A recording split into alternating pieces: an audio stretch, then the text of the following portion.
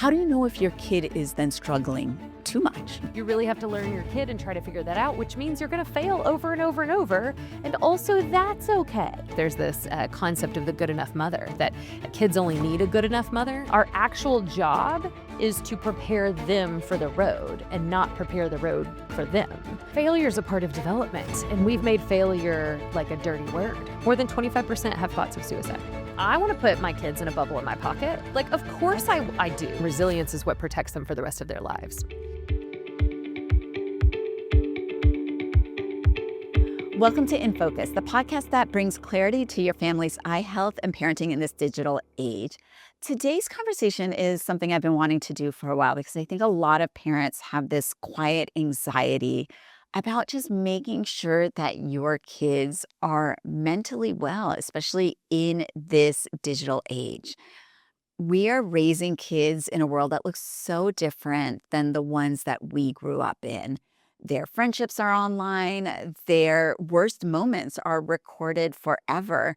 They are seeing and dealing with so many issues in the world that they have knowledge of that we necessarily didn't. And I think that oftentimes these kids are not really talking to their parents about the struggles. And I see, as a physician and a mom of 3, these questions that parents are often asking.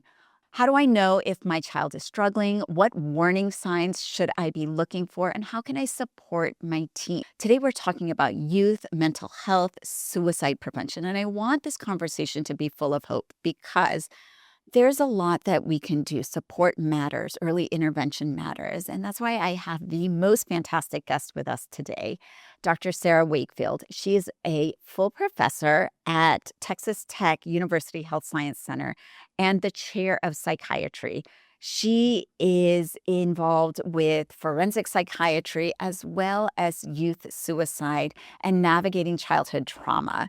She works with young people and families in just navigating this digital age that we are all living in. And so thank you, Sarah, for joining me. My pleasure. Thanks for having me. And in our boots, no less. And our boots in Texas, right? Where else would we be? Where else would we be? I had to wear them. They've got the eyes. I'm not wearing them in Hawaii on the beach, so I got to wear them here. And I wanted to bring a little bit of levity and a lot of hope because it seems like this conversation, you can start talking about it or it kind of is the quiet part out loud for a lot of parents, at least, especially ones, I have a tween and 2 teen boys. And this is top of mind because we also see a lot of what's going on and we hear a lot about it. But from your perspective, what feels different about the way that kids are growing up in today's world? Well, I think there's a lot of differences, but most of it has to do with the access to information, right? And just the amount of information we can get about so many different things in short order. Thinking about negative information from the news or from peers, really wherever it is. Our brains weren't designed to process this much information this quickly, especially information that we can't really do anything about. And so it drives, or it can drive, a lot of anxiety, not knowing, what to do, a feeling of hopelessness, those kinds of things. So it is, I think that part is probably the most different. And then on the other side, just the expectations, right? Yes. We have a lot of expectations and a lot of monitoring and checking. There's a lot of monitoring and checking. And for some reason, that's supposed to make us feel better. But I do think that it is driving this feeling of not meeting expectations for kids. And in that way, it makes everybody feel more contentious and more worried. So you mean monitoring and checking that the kids are kind of self-monitoring? Is that what you mean? No, I mean like how much access we have to know what's happening in their schools. Did they go to this class? What have they turned in? What have they not turned in? We really have so much oversight that there's not a lot of room to like struggle and grow and figure it out. That the expectation is always that you are meeting the expectation, right? Which is not really consistent with child development. Okay, now I'm feeling personally attacked, Sarah. FYI.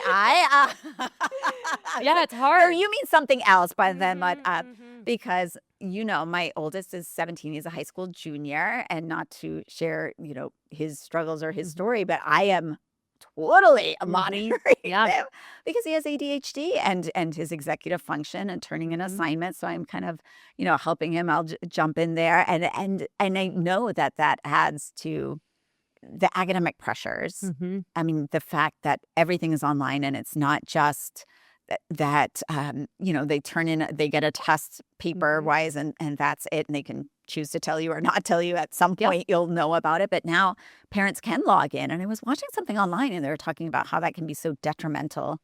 Well, it's like failure is a part of development, and we've made failure like a dirty word. And it's really hard, and it's really hard for parents. I mean, I remember the first time I got a 3-page kindergarten report card home for my kiddo, and I was like, What? what is happening? Yeah. And it was very, very detailed on, skill set and reading level and all of these different things, and whether they're on track or emerging or behind, Yeah. needs improvement, those kinds of Right. things. And you're like, Yes. so many of those things don't have really clear indications that there's a problem. But if we don't know how to interpret that as parents, we see lots of that data as needing to be addressed or a failure or something that we're not doing or something that our kiddo is not doing. And so it really starts early, like how much monitoring, how much oversight, how much we're expecting of these kids. And I think, I have 3 kids. I have 3 kids in 3 different schools. It is very, very hard, even with all the knowledge I have in my brain, to turn it off and to say, you know what? I got that information. I got that text message, but I don't need to respond to that. Mm. He needs to handle this. Yes. He needs to figure it out. I would rather him fail at this stage in Yes. life than to not understand how to figure it out, or to have him feel like I don't think he can do it. Right. I still remember, I think it was like my oldest son was in 8th grade and he'd forgotten to, or, had not read the rubric as is typical for kids with executive dysfunction, with ADHD. And she's like, oh, shoot, I'm supposed to do this podcast and I did it, but it's only supposed to be 2 minutes and mine is 5 minutes long. And so it's 6:30 in the morning and I'm helping him frantically. And my friend who is a therapist said, and what if you did not help him? It's like, well, what? Like, what are you trying? That I did not like, and I was super stressed, like trying to get the kids to school, and my husband, we're all like yelling at each other, and I'm getting to work. It's like, but you could have not helped him. He didn't actually even ask for your help, which was So hard. It was so hard, and that's why I said I felt personally attacked by you. Listen, I mean, if you do, I do. Like, it's Yeah. not like it's easy to, I mean, I know all of these things, right? And it's still very, very hard as a parent. Like, when do you step in? When do you not? Yeah. We were at an event last night and they, we RSVP'd appropriately and the card wasn't there for my son. And I walked back to the back to help him with it. And he was like, you don't need to help me with this. Like, Yes. I can navigate that. He didn't use the word navigate that. He Right, was like, right, I right. can do this. Yes. And I thought, yeah, why did I walk over here? What am I doing? Yeah. Like, he can handle this, and if he can't, like, he needs to learn how. Okay, so but then the two things, devil's advocate, speaking as, I mean, I'm better now, obviously, but it's where works in progress, right, with this. But we always want to limit, of course, the struggles because we worry that they can't handle it. Yeah. As a parent. I know, and I think that's really, I mean, to me, this is the core of the distress of parenting, right? Is that if you protect them from the struggles, they never learn resilience, and resilience is what protects them for the rest of their lives. Yeah. But if you throw them to the fire with no support, that also can be overwhelming, right? And so, like, what is the middle path? Yes. What is the area? And that is different for every single kid. Like, it's not just, I mean, there's no rubric for that. Yes, There's no, right. like, this is what you do and all of those things. So you really have to learn your kid and try to figure that out, which means you're going to fail over and over and over. And also, that's okay. Like, your kids will be okay if you overdo something a few times and if you underdo it a few times. And that's actually pretty evidence-based. There's this concept of the good enough mother, that kids only need a good enough mother. If they have a perfect mother, it's not a good thing for them. Oh. They need a good enough. They need to be able to struggle. They need to know that you're not perfect and you can't help them in all things, because they need to build confidence that they can do some of these things. They need to learn how to adapt. They need to forget their lunch and nobody brings it to them. Yes. I mean, that's our school's policy was if you forget something at school, you are not allowed to drop it off. They started that in middle school. And so my daughter was, oh, I forgot shoes today. I mean, in Hawaii, it's not a big deal to not wear shoes, but I didn't have shoes and I have track. I'm like, oh, I guess you got to figure it out. I'm not supposed to bring it to you. Yeah. No, It's that's hard. it is. And I think with the amount of information we get, we feel like it's another signal to our brain of like, I'm supposed to be on top of all of these things. I'm Right. No, supposed that's to the know thing. all of If this. I'm a bad mother Mhm. or I am working too much that I cannot drop everything as Mhm. opposed to actually this is really good for your brain Mhm. to struggle a bit Yeah. and problem solve and borrow shoes from your friend or remember that you have an extra pair in your gym locker or whatever I it know. is. And I think what's hard for me is that I hear, well, so and so's mom brings them this Oh, I way, and I'm know. like, Yes. you know, and Yeah. and my initial thought often is like, well, I can't do that. I'm working. But really, I think like, I hope I wouldn't do that for you, even if I wasn't Right. working. Like that's the kind of parent, like you can handle this, and I believe in you that you can adapt to this scenario and you can figure it out. And so I hope that I wouldn't be rescuing you in every situation, even if I wasn't working. That's good. That's good I think that's something just all parents need to Mhm. hear because I think they're especially if you are even if you're a work from home parent, it's still it's hard. You can't necessarily Mhm. drop everything at a moment's notice. My older son got a flat tire on the way to school, and my husband was in clinic, and it was one of my admin days, so I was doing, like, podcasting and Mhm. Pinnacle stuff from home. He's like, "All right, Nick got a flat tire." I was like, "Well, I'm about to do a TED Health podcast, so I can't Mhm. this is scheduled months in advance. I can't do anything about it." And he was so just unfazed by the whole thing. It was Mhm. his first flat tire. He pulled off to the median and, like, put on his blinkers, and they called triple like, he was totally fine. It was more my husband freaking out, and then therefore me freaking out that, like, "I can't be there. Oh my gosh, I'm terrible." It's and he Because gave this it is up. like core fear that if we can't help them and we can't protect them, then they're not okay, Yeah. right? Which is like our actual job is to prepare them for the road and not prepare the road for them. And that is so hard. I mean, I tell people all the time, I want to put my kids in a bubble in my pocket. Like, of course That's good. I do. Like, that's the natural instinct to just protect them and to help them and to do those things. And I have to fight against those urges and I don't always win. You know, sometimes I'm like, oh, I am walking to the back of the auditorium and making sure you get this car. You know, Yeah, like, yeah. he's like, what are you doing here? And I'm like, I don't even know. Like, this doesn't even make any sense. It just It's kicks in. It's innate. I know. And so, you know, like it is something that you have to like it's an active process Mhm. to fight against to say it is good for you, it is important for you Yeah. to feel some stress and feel some struggle. And the way we build adaptability and resilience is to feel stress and struggle and know and build that confidence that we can handle those things. And I think this is why to me this directly results or relates to the hopelessness around suicide Mhm. because we so often you know we see kids when we look at around the country and we see the highest rates and the youth suicide rate has been increasing for many years. It's been plateauing over the last couple of years, which we're really excited about, but it's been increasing for many years, and it's the second leading cause of death starting at 10 years of age. What? I mean, it's a big deal. I always think like, why are we not Wow. ringing alarm bells Yes. and sounding sirens and doing all of these things? Like, this is a travesty Right. that could be a fact, you know, and it's not a new fact. But it's one that still, when I say it, people don't know. You think No. like, how this isn't something that just happened. Um, and so why is that the case? And I think there are lots of reasons that I mean there are a variation, a variety of reasons that it's that way. And some of it is trauma and, you know, not having a source of support and not having I mean, definitely that is on the table as well. And we need to address that. But the other is also this expectation and the pressure of Mhm. like the monitoring and having to be something that you're not quite developmentally ready to Mhm. be. And so when we look around the country at the hot spots for suicide, they tend to be in affluent areas with really high achieving school districts. And you think, and that doesn't mean it's not happening other places, but that is Yes. where it's happening the most, and you think, "What is going on?"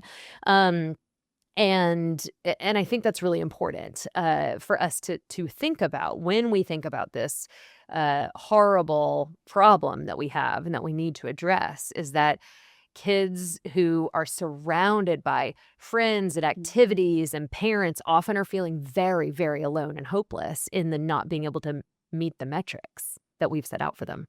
How much do you think social media plays into this because, I mean, right before this, I was scrolling on Instagram. And of course, since my oldest is a junior and is going to be applying to college, my algorithm is filled with, I'm seeing all those Ivy League day, like opening up your email inboxes. I mean, I got into Harvard and Yale and Princeton. And I mean, there's that, right? There's that expectation. Now it's not even just your classmates, the people that you know. Oh, well, Or she what got you into heard Princeton. about, Right. right? But now it's, you see all these random people you don't know. Mm-hmm. And you feel like I would imagine kids are feeling like they are falling short if they're not achieving this. I Feels mean, like there's that's the so much expectation, academic, right? there's so much pressure on them. There is.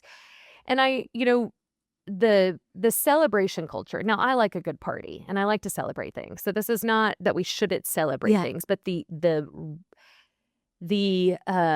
intensity of the celebration acts also is a little flabbergasting to me. I will circle back to actually answer the question. But I think, so often when I see these like young they're parties for, the kids to get together after a dance and they're like humongous balloon arches and like pre-events and all of these things. And I'm like, what are we doing to these kids? We're setting them up for this like shiny, like life is shiny and everything's easy and it always looks pretty.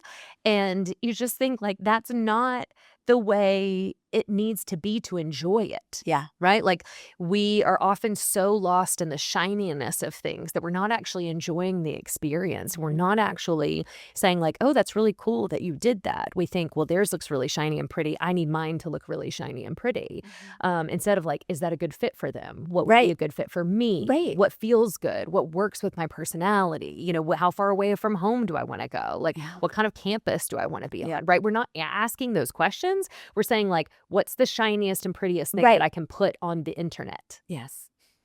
That's going to get the accolades and the likes praise and the dopamine hits and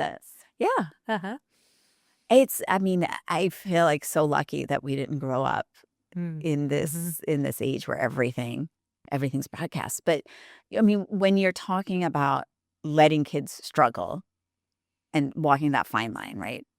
Not without scaffolding and support. How do you know if your kid is then struggling too much, right? That they are in danger, that warning signs to know about true anxiety and depression?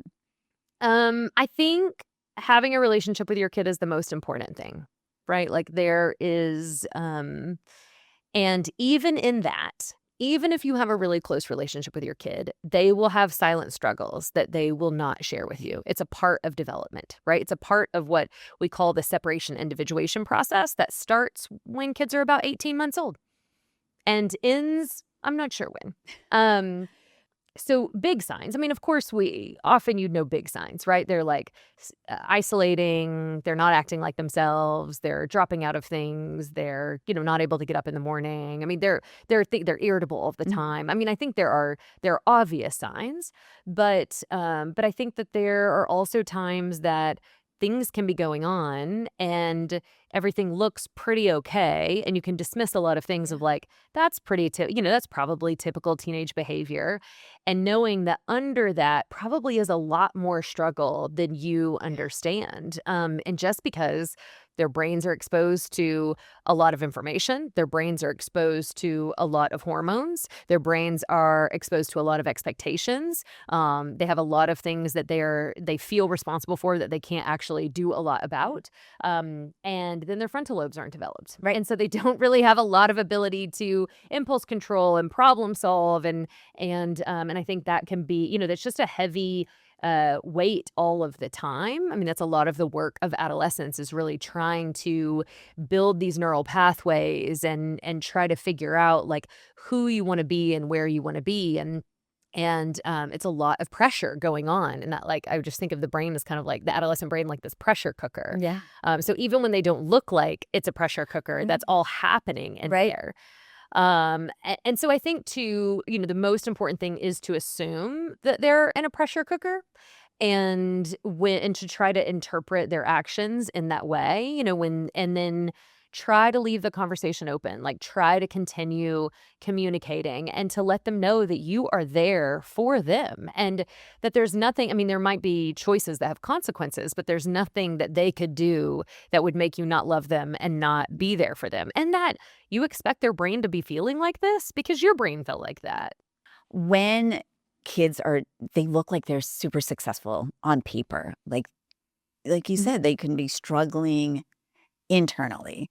And if you don't have that groundwork for that kind of relationship, what are just even questions? Like, what are approaches? I think sometimes parents are even worried about setting their kids off, or I mean, they can be prickly as teens. Like, what if you had to give them a little guidebook?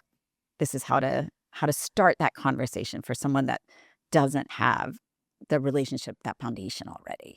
Yeah, like starting it anew, Yes. kind of.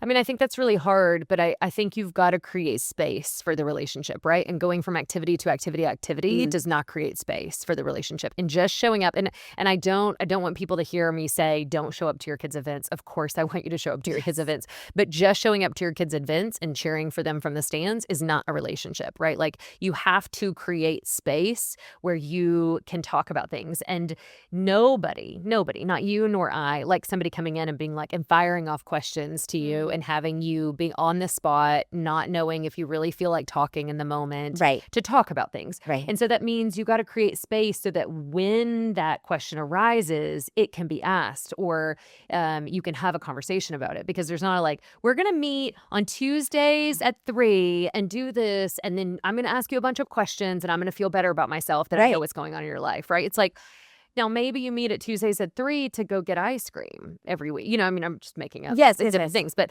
maybe you do that, or you say, hey, we're going to have a family picnic, or on Sundays we don't have any digital stuff going on, and we're going to meet together as a family. We're going to play games. And we talk a lot about how the most important questions and the most important conversations that kids have with their parents often happen in the downtime, like the negative space in between things. And so it's in the unplanned, unbusy time. So you got to have unplanned, unbusy time. And that, to me, is the most important thing. One of the things when we do an evaluation for a child or a family, we say, what do you do to have fun together? And it's really interesting how some families, they list activities that they go to, but they're not really, like, they're not doing them together, and like, how we've lost in our family culture in a lot of ways when we're sitting together and we're not scheduled or planned. And of course the kids are like, I'm bored, I don't want to do this, I'd rather go play my video game. Like, I think that gets harder in this day and age to keep them like, no, this is what we're doing as a family, because they have so many other options that give them so much more dopamine, right? And they're like, hey, my friend, I mean, I hear that all the time, like, so-and-so gets unlimited access on this day and we don't get any. And I'm like, yeah, I know. Yeah. That's a big sticking point for my kids. Just the other day, my 14-year-old said, I don't get why I have limits on my gaming. I get straight A's. I play water polo 4 times a week. I'm athletic. What is it that you need me to do? It's like, it's just not great for your brain. It doesn't matter.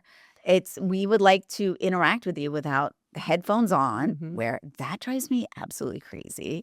I almost want to have a rule. Like, as soon as they come to the house, I need an hour. Yeah. Right. Not just with me having my phone away and them having them, but also no headphones, no, just, and they say, like, but I'm just listening to music. Okay, listen to music on the speakers, because it's nice to be able to just get your attention and talk. Yeah. Even if it's nothing, because otherwise, like you said, that space isn't there. Right. The space isn't there. And so it's the job of creating the space, which means there's no like specific question to go ask them or sit them down and talk to them about something, right? That feels like you're interrogating them. And there are times to interrogate as a parent. I'm not suggesting we never have to do that, but that's not the way to create the space for the open conversation. And I think it's hard. And I think some kids are easier. Some kids are like, hey, mom, I want to come tell you about this. And they're going to come, talk to you about that. And some kids are more like, I want to do this on my own, and I don't think I should need you. And they're internalizing a lot of those things. And so you got to create more space for them. And that can be really hard, but something to notice about, like, when do you have space? And when you have multiple kids, I have 3 as well. Like, how do you create space where one could raise an issue issue and the other one isn't like, that's dumb. Oh, What are you oh, even yeah, talking about? right. And you're like, please, no, they were talking about something and I Yes, needed them to yes. keep going. And now they're shut down by their sibling. And so it's hard. I don't say any of this stuff to be like, oh, you just do this one thing and everything's fine. I think, That's why I was like, I'd like the magic question, please. yeah, That seems easier. I I mean, know. it is easier, It would be but it great, doesn't right? work. If I have that, I would give it to everybody if I had that. I think it's really about the culture of the family that you are creating, and that doesn't mean that your kid will not struggle, and that doesn't mean that your kid will make every right decision.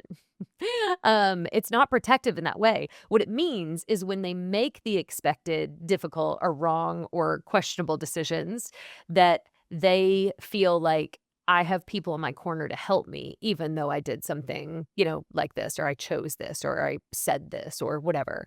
That's what you want to do, right? So that they don't feel like I'm out here by myself. Ah, I think it's the hardest thing though to It do, is the hardest especially thing. I mean, families with multiple kids Mhm. is finding that space. As soon as you said, what do you do for fun with your family? I mean, we used to do a lot of things. We used to go to the beach and we used to go on hikes. And I just thought about like, what have we done in the last 6 months? Other than, vacation, like Right. planned Yes. trips, Planned but on a trips. Uh-huh. daily Yeah. or even Mhm. weekend basis. Sometimes you don't even realize that it's slipping away. Right. Well, and I think that is when we talk about a difference in the way we were raised and like what's Mm, going on now, like there's everything's so planned, yeah. right? Like we're so planned. And there is beauty and there's importance in the unplanned and the just being together. And that's really hard to do because the amount of times you say no and you still have a full agenda between, three Right. kids and your own Right. things. And, what am I supposed to do? I'm supposed to take care of myself. I'm supposed to take care of them. I'm supposed to make sure they get to these things. And one of my kids the other day was like, so I've decided the 4 sports I want to play next year. And I'm like, oh my gosh, we can't. Like, I don't even know. We have always limited them to Right. one just because I'm like, you need downtime in your Yeah. brain. And then I'll tell you that we get to these, middle school and high school things and you see these super athletes who've been doing these sports their whole life. And I think, well, yeah, you're not going to make the same team that they did because we wouldn't let you do that many things. Right. And I still believe that that is the right thing for when you're 28 and 32 and 64. But like right now in high school and middle school, that feels unfair that Yeah. everybody else has like more skills in the specific sport than you do. Right. Right. Right. Right. And Mhm. they feel behind, but Mhm. Right. mentally they will Yeah. be better. Well, that's the plan, I That's the hope. plan. We'll see, right? This is the conversations that are so important for the kids because they don't love Mhm. these answers necessarily. Yeah. But I think just even being able to talk with them about that. And I think, though, what you were mentioning about the youth suicide rates going just escalating Mhm. in these, not just pockets, No, all over the nation all for sure. over. And there's a national survey that happens every couple of years, and the latest one, more than 25% of typical high school students. These aren't high school students who have depression or have a diagnosis. These are typical school students. More than 25% have thoughts of suicide. Really? I mean, these are things that I do wish like every parent knew Mm, in a way, not in a way to scare them, but in a way to inform them because I think there's not enough therapists in the world, and I don't know that a therapeutic intervention is necessary for all of those kids, right? But there aren't enough psychiatrists in the world. There's not like it's going to take the way we create space for our kids and that say it's okay. Like failure is a part of mm, learning. This is normal for you right. to feel like you don't know what the next step is or that you did something that didn't work out the way you Yeah. wanted it to or your friend outperformed you or that your friend said something negative about you. Like I want to help you develop an internal sense of self that's not validated based on everything external. And this is a really hard time and age to grow up and learn that. Well, that's what I was just going to say. I mean, everything is external validation right now. Mhm. I mean, not that that's new. It was the peer group before, but now it's expanded. It is. And I mean, you could navigate peer groups. You could move from one peer group to the next. You Right. could find this. And so you could find some happiness over here. You also could have you could receive some bullying and it stayed in that arena, right? It didn't follow you online all day long and didn't get viral and it didn't, all of these things. Like it was contained in a way that you could leave it. And so it wasn't constantly there with you. So I think these kinds, again, just the access to the negative information that you're like, what am I supposed to do about this? And you make a bad decision. I mean, I say that in quotes because we expect kids to not Mhm. make perfect decisions. We'd like it if their decisions match their future brain capacity. But often it doesn't. And that's really hard as parents. I mean, it's hard for me to be like, I don't understand how we got here, right? Like, yeah, you're so intelligent. Like, how are we here?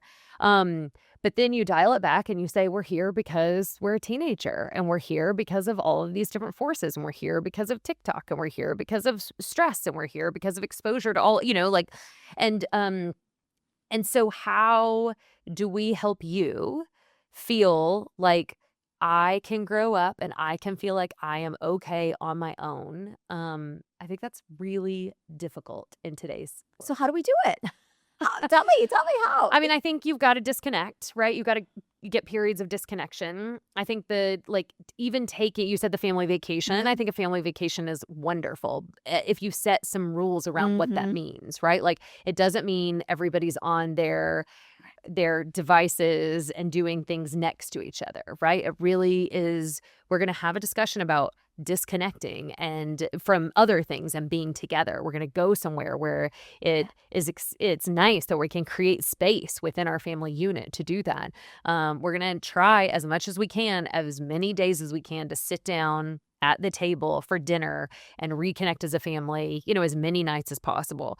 And to include people in family decisions, even like what's for dinner and Mhm. all of those different things and where do you want to go? And that we're going to build this unity as a family and that we want that to be a part of who you are and that that feels sturdy and steady.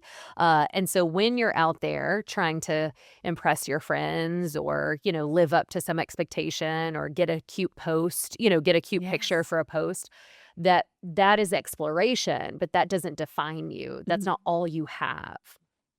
What age, and I know this is kind of varying. There's no hard and fast age necessarily, but do you make a recommendation based on the fact that we want our tweens, our teens to develop with a internal sense of self, not always seeking external Mhm. validation? At what age do you allow them to go onto these social media platforms? I Yeah, mean, I there's think it's great so debate hard. about this. There's a lot of debate about it, and I wish there was more. I mean, it's developing. There is science developing around Right. it, and I think that's good. But I think I don't have an exact age. What I think about, and because every kid is different, right? And I think um, it can be helpful to think about our job as parents is really to navigate through different parenting rules across our kids' life. And when they're little, they need caretaking. They need us to decide what they're watching, if they're watching anything, when their, diaper is changed, what they're eating, exactly all of those things.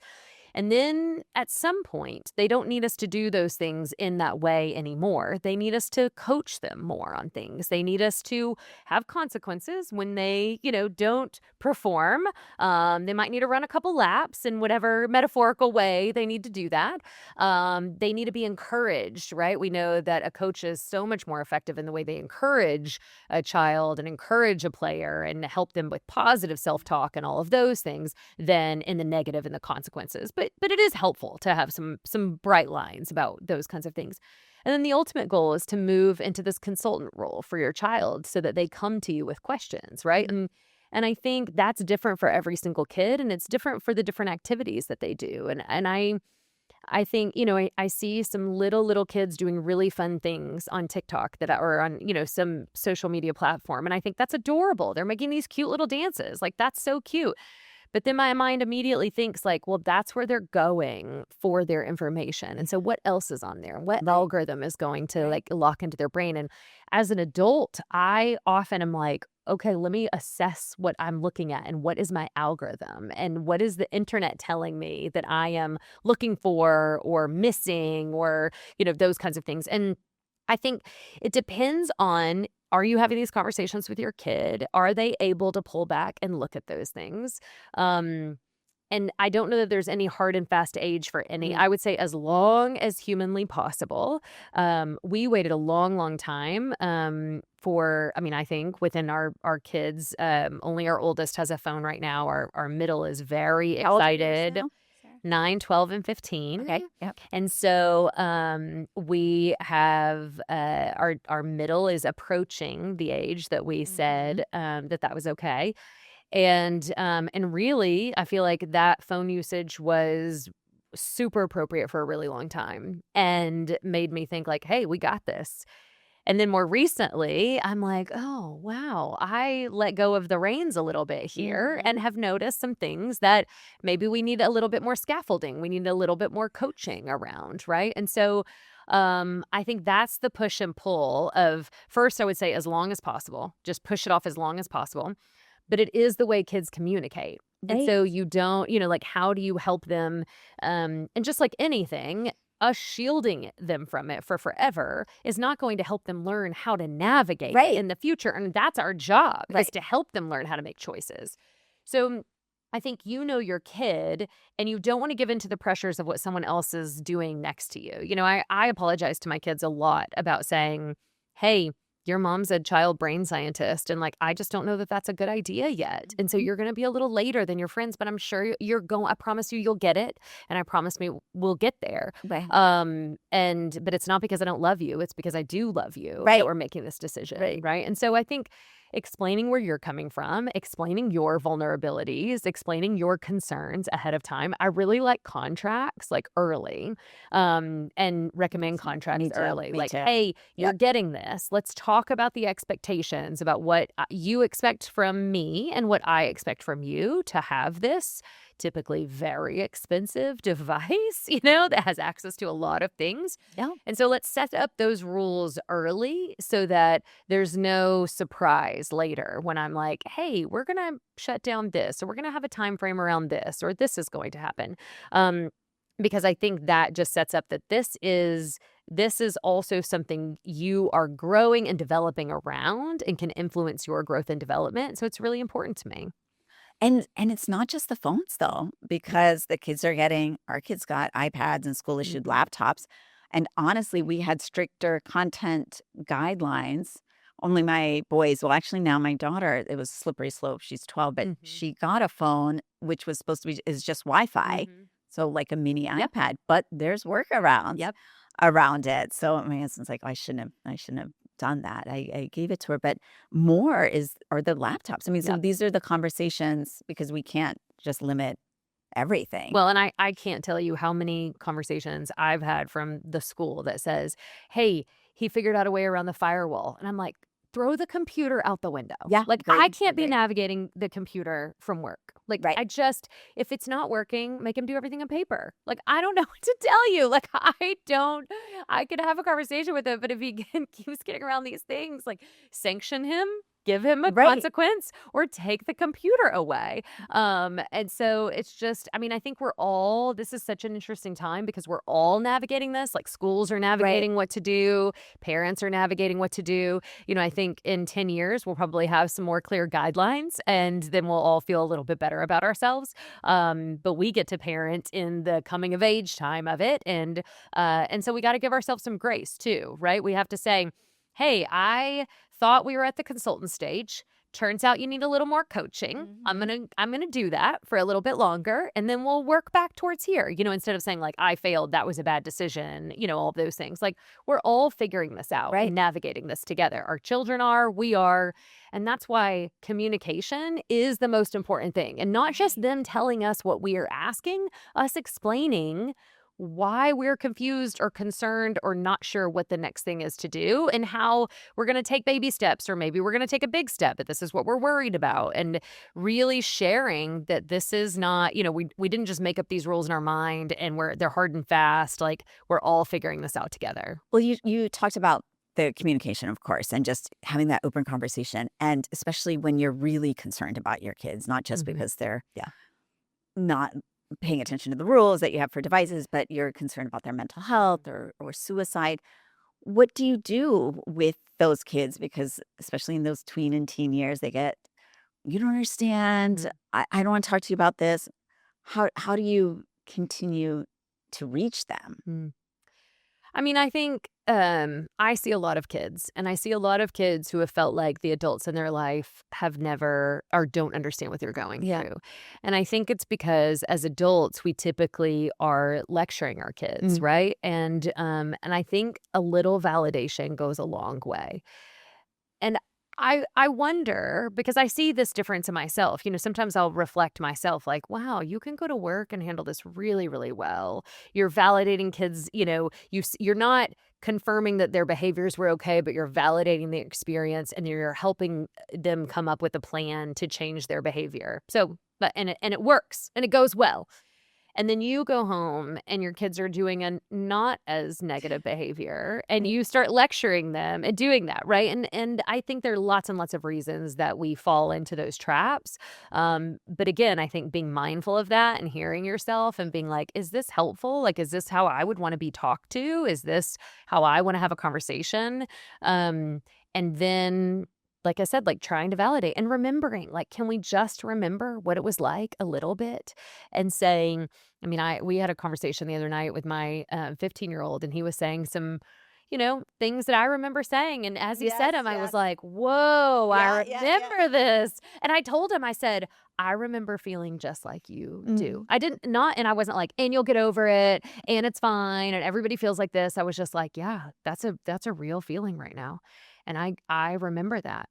And he was like, what? Like, yeah, like stopped, was like, wait. They like stopped complaining about whatever he was complaining about and being like, you did? I was like, yeah, I was really mad at Pops, Grandpa. And I really was frustrated. And he was like, what? Because he doesn't see, like, Right. he doesn't see me as a 15-year-old girl mad, about something that I could or couldn't do or, that kind of thing.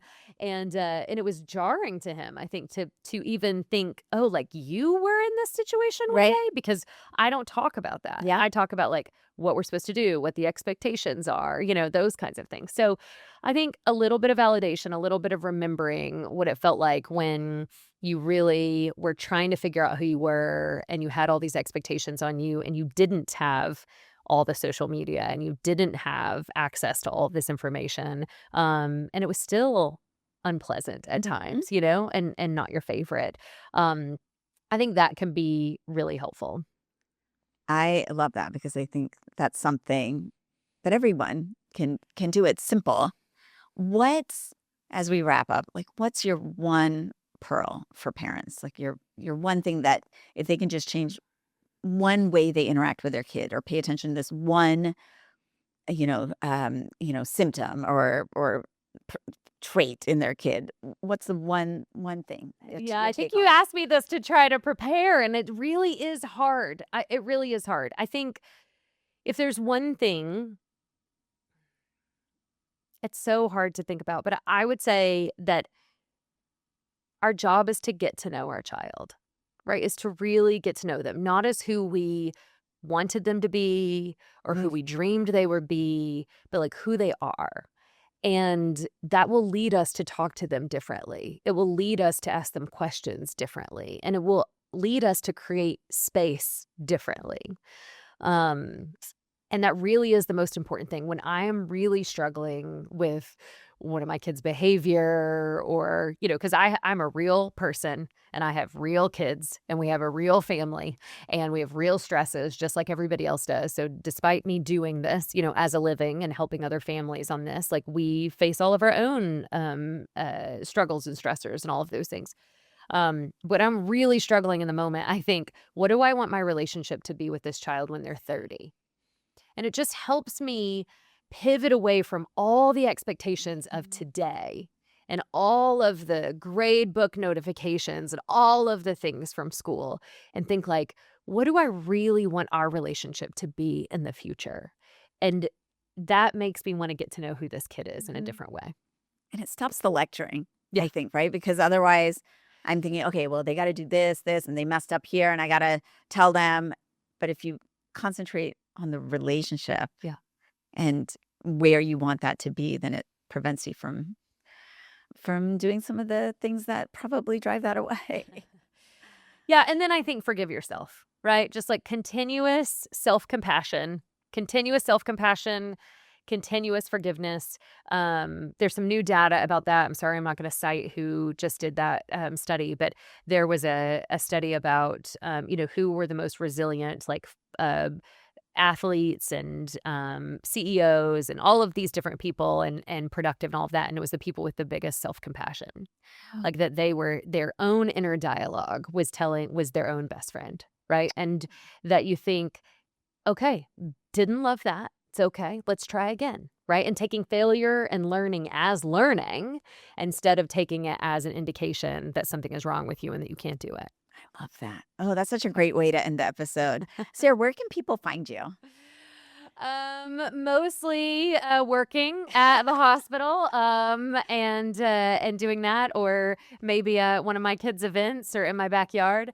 But I am, we have built and are trying to build, a really great social media platform under our Department of Psychiatry at TTUHSC Psychiatry, where we can talk to people more about these issues and have experts and all of those things. So thank you. Thank you so much for being here today. My pleasure. And if this episode resonated with you, as I'm sure it probably did, please share this with a friend or with a parent who you might think is struggling with some of these issues with their own kids. And for future episodes, please drop them in comments or find me on Instagram to let me know if you have topics you are interested in. Until next time, I'm your host, Dr. Rupa Wong, and I'll see you soon.